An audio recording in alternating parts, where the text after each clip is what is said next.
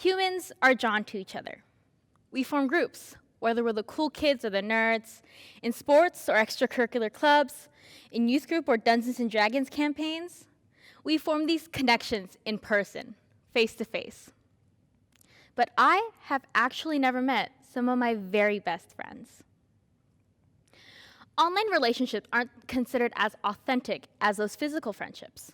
Some common fears include stranger danger, catfishing, scammers. But fortunately, many sites now require verification to prove that yes, you exist, and yes, you are real.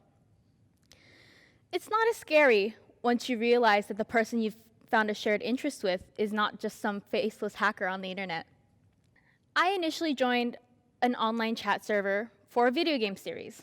I only knew a few people there, but the fact that we had a game in common was enough to bridge that awkwardness. The more we talked, the broader our topics became. We found out that most of us in this group were Asian, besides our token white friend David, and all of us in this group were LGBTQ young adults, including our token white friend David. This sense of online belonging was unique because we couldn't find this connection offline. I sometimes felt alienated in my offline space. As a queer Asian American woman, it is hard to express myself in an authentic way. Being with my Asian friends at church was different from being with my non-Asian friends at school. I could only reveal certain parts of myself. But here, in this group, I didn't have to worry about hand-holding someone through my daily struggle. This was a space where I could authentically be myself. The online chat group had our first in-person reunion in New York, March 2020.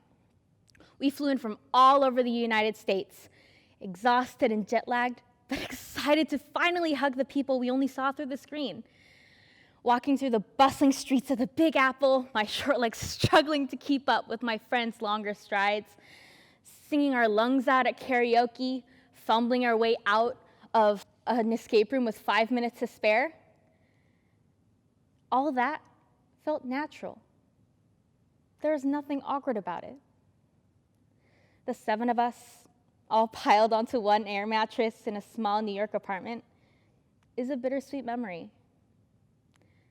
I finally got to meet my lifelong friends. Now, I long for our next meeting, online and offline. Now, my online experience isn't unique. My sister, who is not a gamer, recently got into a game because of the pandemic. She's met and played with people she hasn't even met in person, where they share ideas and designs with each other. She's learning that online relationships can be just as meaningful, especially for people who feel disconnected from the offline world. Online and offline relationships don't have to be exactly the same. Both provide a way to feel seen, but for me, online, I feel whole.